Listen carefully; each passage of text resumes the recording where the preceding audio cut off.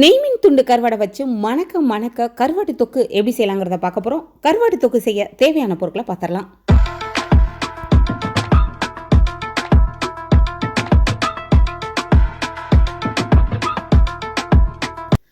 இப்போது கருவாட்டு தொக்குக்கு தேவையான எண்ணெயை ஊற்றிட்டு கழுவி வச்ச நெய்மீன் துண்டு கருவாடை அதில் போட்டு நல்லா வறுத்து எடுத்துக்கலாம்.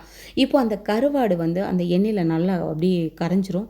இப்போ நறுக்கி வச்ச வெங்காயத்தையும் அது கூட தக்காளி பழத்தையும் சேர்த்து வதக்கிட்டு லைட்டாக மஞ்சள் தூளையும் போட்டு நல்லா வதக்கணும். அதுக்கப்புறம் என்னென்னா அந்த தொக்குக்கு தேவையான குழம்பு மிளகாய் தூள் ஒரு ஸ்பூன் போட்டு நல்லா கிளறணும். கிளறினதுக்கப்புறம் தான் அந்த வாசனை போகிற வரைக்கும் நல்லா கிளறிட்டு இப்போது ஈவன் அந்த தக்காளி வெங்காயம் எல்லாம் சேர்ந்து வேகிறதுக்காக லைட்டாக தண்ணியை ஊற்றி நல்லா அந்த மசாலா வாசனை போகிற வரைக்கும் நல்லா கிண்டி அது வேக விடணும். அந்த தண்ணியெல்லாம் நல்லா வற்றிட்டு மேலே அந்த எண்ணெய் இருக்கிற வரைக்கும் நல்லா பிரிஞ்சு வர வரைக்கும் நல்லா வேகணும். இப்போது அந்த தொக்குக்கு தேவையான உப்பு போட்டுக்கலாம். அதாவது ஆல்ரெடி கருவாட்டில் உப்பு இருக்கும், அதனால் லைட்டாக உப்பு போட்டால் போதும். உப்பு போட்டு நல்லா கிளறின உடனே எண்ணெய் பிரிஞ்சு வந்த உடனேயே அந்த கொத்தமல்லி தலையை கொஞ்சம் தூவிட்டு நல்லா அப்படியே கிளறி விடணும். கிளறி விட்டால் தான் அந்த எண்ணெய் பிரிஞ்சு வரும். அப்போ தான் அந்த கருவாட்டத்துக்கு ஒரு வாரத்துக்கும் கெடாமல் இருக்கும்.